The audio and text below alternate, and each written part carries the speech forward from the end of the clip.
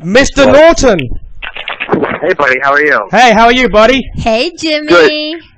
Hi, Denise. Sorry I'm late. I'm in between spots right now, so I'm leaving here in a couple of minutes. I'm at the Comedy Cellar, so I just did a set. What's going on? Nothing much. We're just doing our little podcast. Okay, what are you talking about? Sex. We were actually talking. Denise keeps asking celebrities if it's gay for a guy to blow his load on a girl's ass and lick it off. No, not at all. I don't think it's gay for someone else to blow a load on a girl's ass and the guy to lick it off. So you would lick your own cum off of a girl's ass. He just said he licked someone else's. You know what? He licked all cum off of Denise's ass?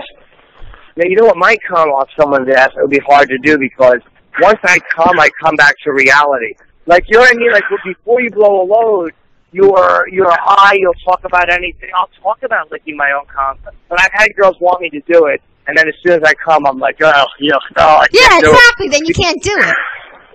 It's one thing to fantasize. That's what being horny is. You say you're going to do something, you don't fucking do it. Yeah. Yeah, but I'm not talking about actually doing it. It's like when you tell your wife that she can have the Visa card if they fuck you, but once you come, you're like fuck and then hide the Visa card. Yeah, absolutely. You don't want to give the Visa card. You want to give the gift card. It only has $100 left on it. Yeah. You know what? Is it gay? No, not at all. It's not at all gay. It's your own stuff. It's not gay. That's what Lee Tergerson said. Name dropper. Who thinks it's gay?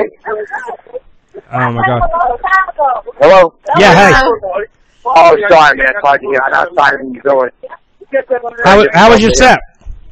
It was good, man. It was really good, actually. I'm working on a new opening and a bunch of lines I just keep adding to. So I'm always happy. That's the cellar. You know, I like to come down here and work on stuff.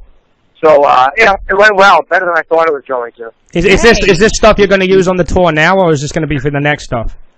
No, I'll use it on the tour now. I mean, because, you know, you're constantly changing, and I want to shoot this before the end of the summer. So the better I can make it feel, you know, hopefully the fresher it feels, the better it is when you shoot it. The problem is you don't want to go on tour for so long and then shoot something because then it feels flat and routine. You want to feel like it's still fresh and alive, you know, and that's adding new stuff to it all the time helps. Yeah, how when you do like an hour special, how much do you actually record? Do you record like 80 minutes, 75 minutes of material? Yeah, about that, you know, hour 15, hour 20. I mean, nothing crazy. A lot of times it's 56 minutes because they have to edit out 4 minutes for promotion even on cable network. So I'll usually wind up doing an hour and 10 sometimes. But you don't want to do too much because you get married to the bit. And Patrice and I had the same manager, Jonathan. And that was very hard for Patrice when he was doing Elephant in the Room because there was so much stuff he had to cut. And, you know, it's like, you know, it's like taking kids that you like and throwing them out the window. Right. So it's very hard to make yourself cut material. So the fewer cuts you can do, the better. And a lot of the material you do, by the time you go to record the special, it's already out of date because you do some very current stuff. Yeah, that happens. That's one of my problems is that I do a lot of very topical stuff, so it feels dated. But to me, that's the type of stuff I like to do. So, I mean, look, some comics are extremely topical. Some comics are what they call evergreen. I have enough of my own personal stuff that is evergreen, but I like talking. You know, because being on the radio, you're forced to talk about things every day. You know, what's in the news, whether it's Trump or whether it's Obama. So it's like it's hard not to think in those terms just because the nature of my job is like to talk about it every day. You know what I mean? Right. Right. Yeah, that's kind of. So I tend to think that way on stage. I'm still itching to try stand-up because I've written a few things and I think I've got like 40 seconds of material at this point. Here we go, more narcissism. Yeah, Denise doesn't understand that people that want to entertain people are narcissistic. She's telling me I'm narcissistic because I went on Opie and Anthony and I did some stupid shit back in the day. Well, to a certain degree, she's right. I mean, right. It is ego and narcissism to tell everyone, hey, look at me, you know. I mean, that's a part of it. Sure, you need that in order to do it. Right. Well, that's what he was saying. Yeah, every single actor. You don't think Tom Cruise is narcissistic? I mean, come on. Right. That's a good comparison for you, Paul. Yeah. Yeah, right? I would fuck Tom Cruise any day. Can you coach Paul? Can you teach him to do the comic? Well, I would have to watch him in front of an audience because you're not going to learn in front of a mirror. You learn by doing it in front of people, and then you see what went wrong. Like, hey, your timing was a little off, it seemed rushed, you seemed nervous, you were too dirty, you were too loud or aggressive, or you didn't pace yourself. But, you know, because there's a dynamic of people that are in the room.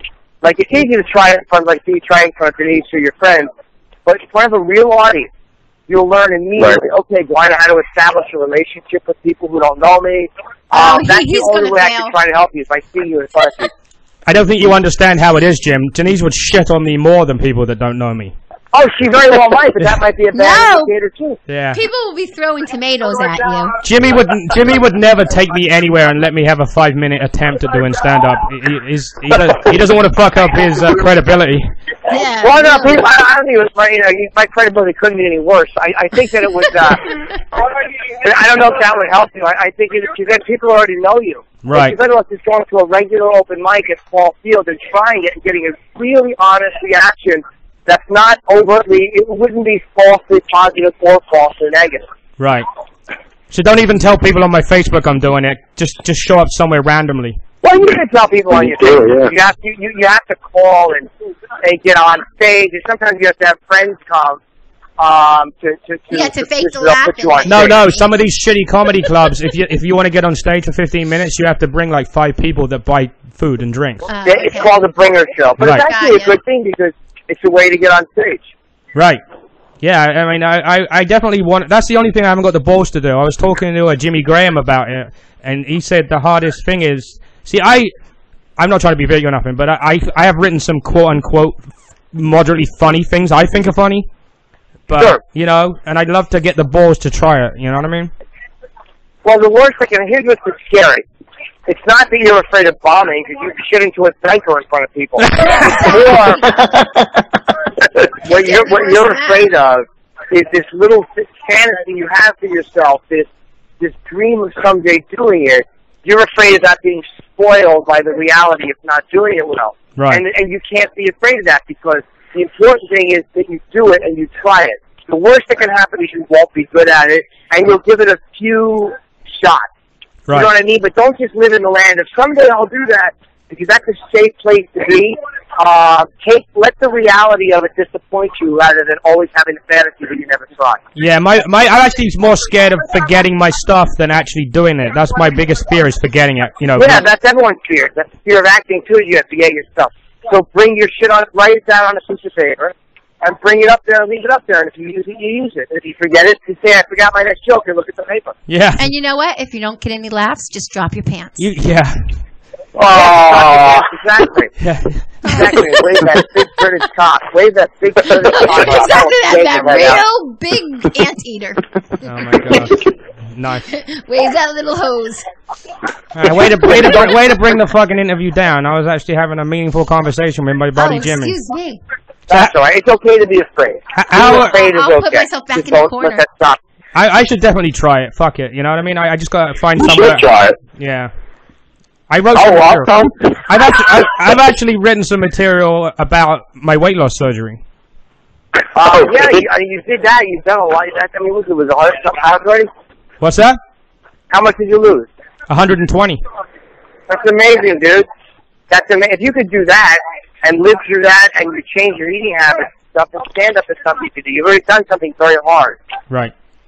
Yeah, well, some people say that I took the easy way out. They don't understand that some people just can't lose weight on their own. If you're a food addict, no fucking going to the gym is going to help you. You need help.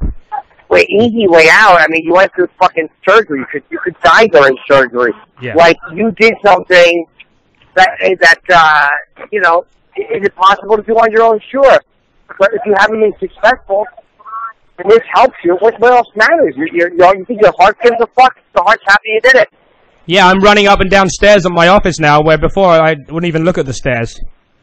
Yeah, it's a great move, man. You're a good example of how too people bad you don't can change mow their the habits. lawn. I mowed the lawn like 2 weeks ago. Shut up. You're not planning on losing any more weight, though, Jim, right? No, I'm okay where I'm at. I might lose 5 more. I'll fluctuate and put like 4 or 5 on and lose it. Maybe I'll do that, but I don't want to lose a lot more. Like, you know, I'm lifting, so I'm not going to lose much more weight anyway, because the weight is, you know, fucking lifting, push a little bit of weight on it. Yeah, the muscle becomes heavy, right? Yeah. So what did you get to do your weight loss? You changed your diet and you got like a personal trainer? I have two. I have trainers 4 days a week, Monday, Tuesday, Thursday, and Friday. And it makes me go, and it makes me switch the exercise up. So I figure that, like, look, I mean, the money adds up, and I hate spending it like that, but it's one of those things where I'm going to pay for it in medical costs eventually if I don't pay for it in a trainer in the gym now. Right. So I would rather do this and feel good about myself than, you know, I don't want to cut years off my life because I'm fucking lazy. Right. Yeah, exactly. And I had sleep apnea like you did. I don't have the double one that you have, but I still wear the mask now because they haven't given me the all clear. But I used to fall asleep at work every day from sleep apnea. Well, I'm amazed you can use the. I can't fall asleep. I can't use the mask. I won't be able to sleep. I have to claustrophobic. Right. The one I use just covers my nose. I just keep my mouth shut on my own. Oh, you do? Did it take you a while to get used to that, or no? It took a little while. The fact that you can keep your mouth shut is a fucking miracle. If you can do it, I was just going to say, that's the only time he fucking shuts his mouth. You know what's weird now, though? I actually try to sleep without it once in a while, and I still have this habit of holding my mouth shut. Oh, so you're breathing through your nose. All right. Yeah, so it's kind of bizarre. So dude, I got to jump because I'm leaving. I have to go to another spot. I'm going to jump on a train in like 2 minutes. I'm sorry to cut people. No, we really appreciate it, Jimmy, and hopefully we can talk to you again another time. Absolutely, buddy. And again, sorry I called late. I was on stage. No, not a problem. All right, you have a good set. Take care, honey. All right, guys. I'll talk to you soon. All right. Bye-bye. Bye-bye. Bye-bye.